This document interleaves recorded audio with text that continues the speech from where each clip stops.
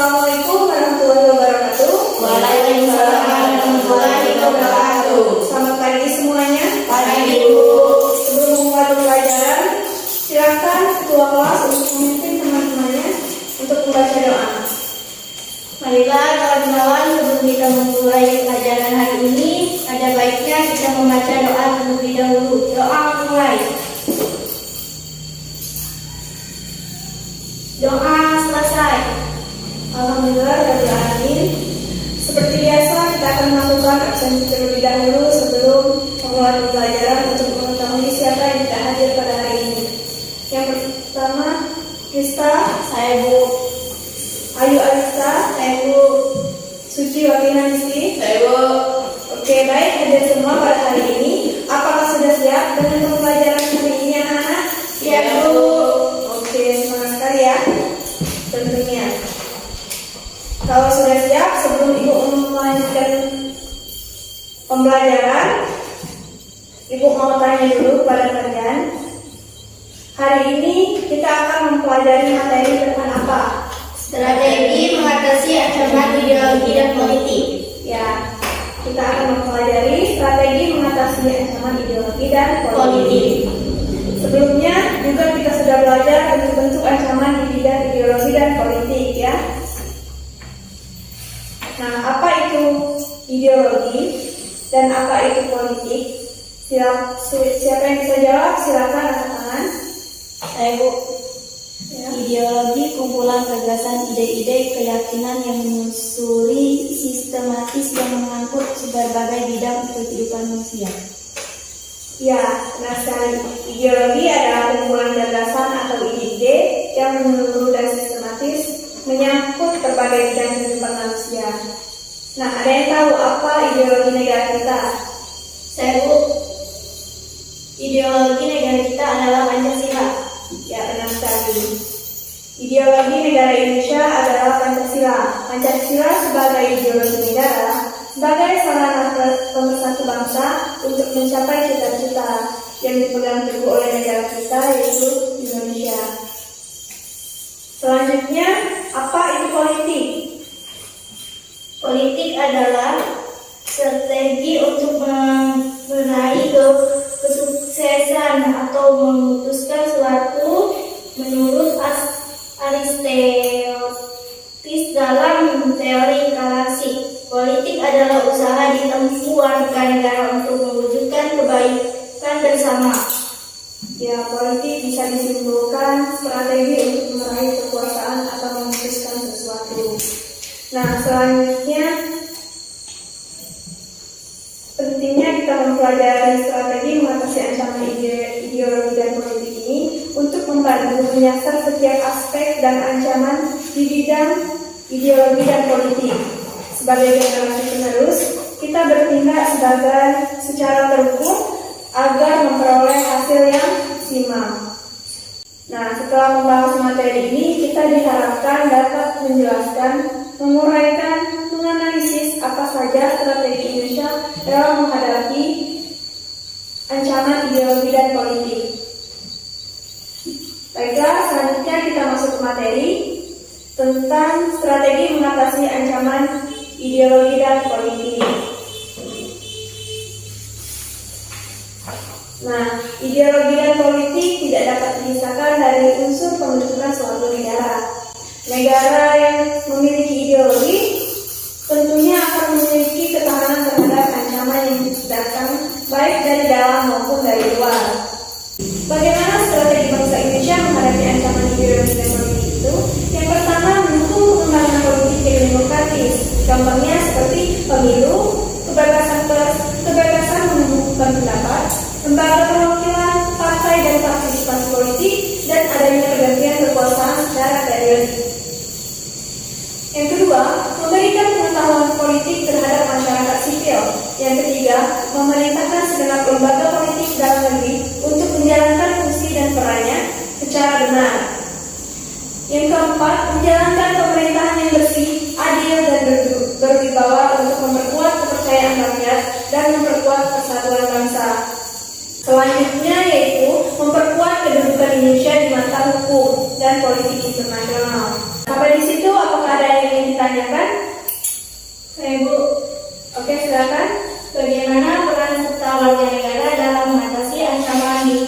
bidang politik.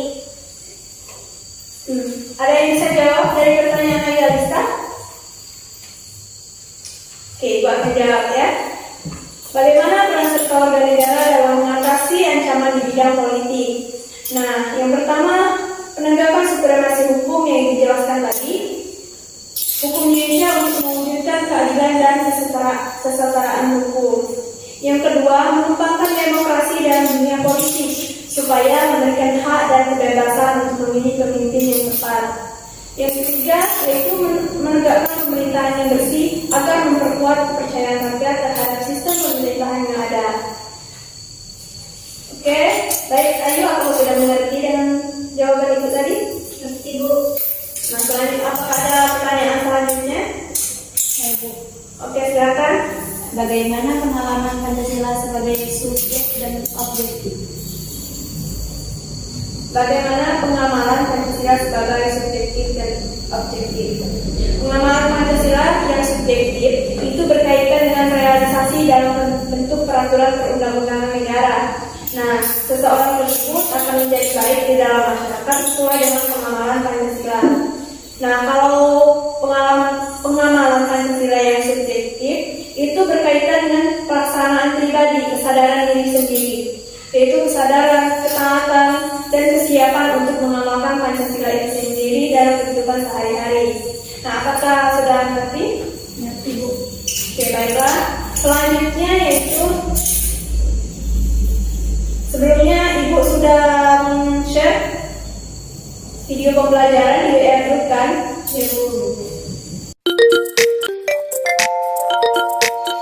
Assalamualaikum warahmatullahi wabarakatuh. Salam sejahtera untuk kita semua. Pada video kali ini, kita akan membahas tentang strategi mengatasi ancaman ideologi dan politik. Ideologi dan politik tidak dapat dipisahkan dari unsur pembentukan suatu negara. Sebagai negara berkembang, Indonesia juga memiliki strategi menghadapi ancaman di bidang ideologi dan di bidang politik untuk mencegah terjadinya penyalahgunaan demokrasi. Bagaimanakah strategi bangsa Indonesia menghadapi ancaman ideologi dan politik tersebut? Untuk mencapai ketahanan di bidang ideologi, masyarakat harus ikut serta dan andil dengan cara menjadikan Pancasila sebagai pandangan hidup berbangsa dan bernegara, serta pengamalan Pancasila secara subjektif dan objektif. Strategi Indonesia menghadapi ancaman di bidang ideologi. Yang pertama, ideologi sebagai pemersatu sekaligus perekat bangsa harus ditanamkan dalam pendidikan seluruh warga negara Indonesia melalui pembelajaran PPKN yang bertujuan untuk menumbuhkan rasa nasionalisme dan nilai-nilai moral kebangsaan bagi para generasi muda. Yang kedua, ideologi harus dijadikan tombak bangsa dalam menghadapi unsur yang masuk dari luar. Yang ketiga, ideologi harus diaktualisasikan kepada seluruh bidang kenegaraan. Yang keempat, ideologi Indonesia haruslah mengarah pada arah yang dinamis dan aktual. Yang kelima, dengan menerapkan ideologi, maka rakyat percaya akan keanekaragaman dalam menjalankan hidup berbangsa dan bernegara. Yang keenam, pemerintah harus mengedepankan kepentingan rakyat dan bangsa Indonesia di atas kepentingan sendiri. Yang ketujuh, pentingnya ideologi Pancasila disosialisasikan kepada masyarakat sebagai bentuk menghadapi ancaman di bidang ideologi dan politik.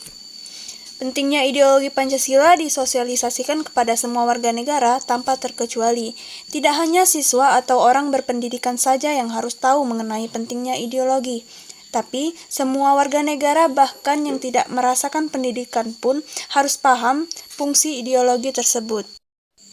Yang kedelapan, menumbuhkan pemikiran serta sikap positif sebagai warga negara. Hal ini dapat meningkatkan motivasi untuk mewujudkan segenap cita-cita bangsa Indonesia dengan mengimplementasikan nilai-nilai Pancasila. Ancaman ideologi tidak dapat dipisahkan dengan politik karena keduanya saling berhubungan dan saling mempengaruhi. Untuk menghadapi ancaman politik, Indonesia menerapkan strategi yang berbeda berdasarkan dari mana asal ancaman tersebut. Ancaman politik di Indonesia datang dari dalam dan luar negeri. Strategi Indonesia menghadapi ancaman di bidang politik dari dalam negeri. Yang pertama, sistem pemerintahan tidak boleh bersifat absolut, melainkan harus berpegang teguh pada kedaulatan rakyat yang berdasarkan hukum. Yang kedua, Dalam berpolitik, tentunya akan terjadi silang pendapat. Untuk menyikapi perbedaan pendapat tersebut, tidak boleh menjurus ke arah konflik. Yang ketiga, pemerintah dan pemimpin harus mampu mengakomodasikan aspirasi hidup yang muncul dari masyarakat. Yang keempat, terjalinnya komunikasi antara masyarakat dengan pemerintah, antara golongan dengan kelompok kepentingan yang disertai dengan timbal balik positif untuk mewujudkan tujuan bangsa. Selain itu, adapun beberapa strategi Indonesia dalam menghadapi ancaman politik luar negeri, yaitu yang pertama, politik luar negeri berkembang hanya berdasarkan skala prioritas dalam rangka memperkuat hubungan internasional dan persahabatan antar negara agar terjalin kerjasama yang saling menguntungkan. Yang kedua, menjaga perdamaian dunia dengan cara mengikuti gerakan non-blok. Dan yang ketiga, meningkatkan citra positif negara Indonesia di mata internasional melalui serangkaian acara, event, dan pertemuan internasional. Itulah berbagai strategi Indonesia menghadapi ancaman di bidang ideologi dan politik, baik dari dalam negeri maupun dari luar negeri.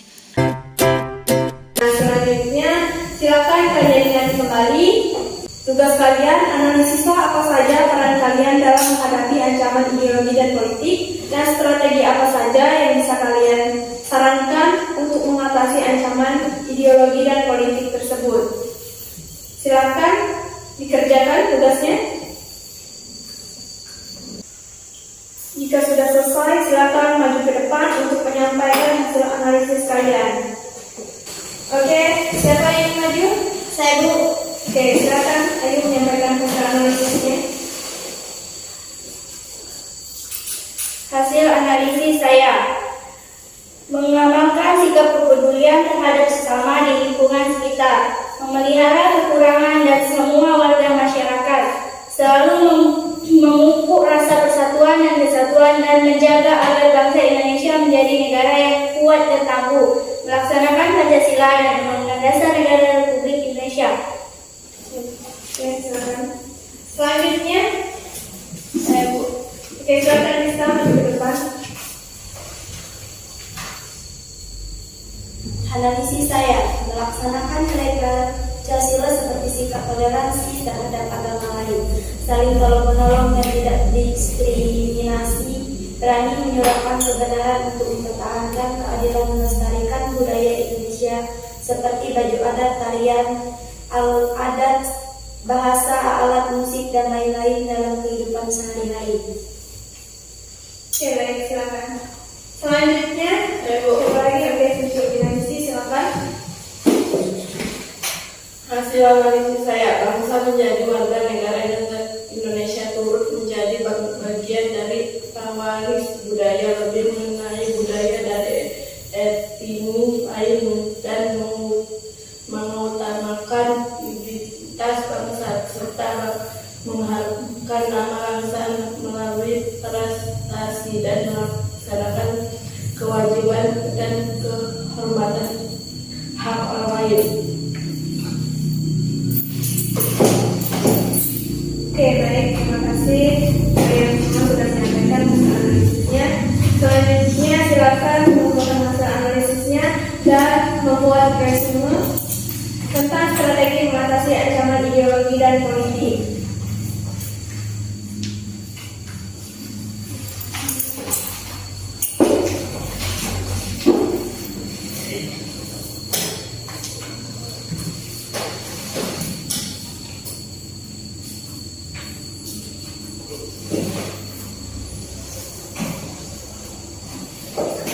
Oke, baik, dibuatkan sebentar hasil analisis kalian dan semuanya.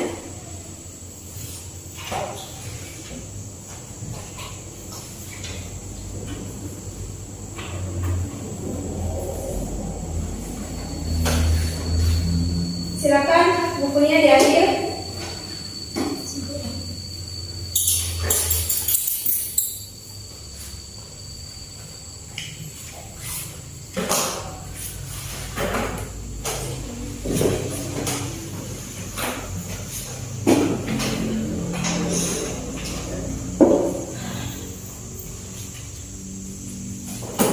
Nah, baiklah semuanya, pembelajaran kita hari ini sudah berakhir.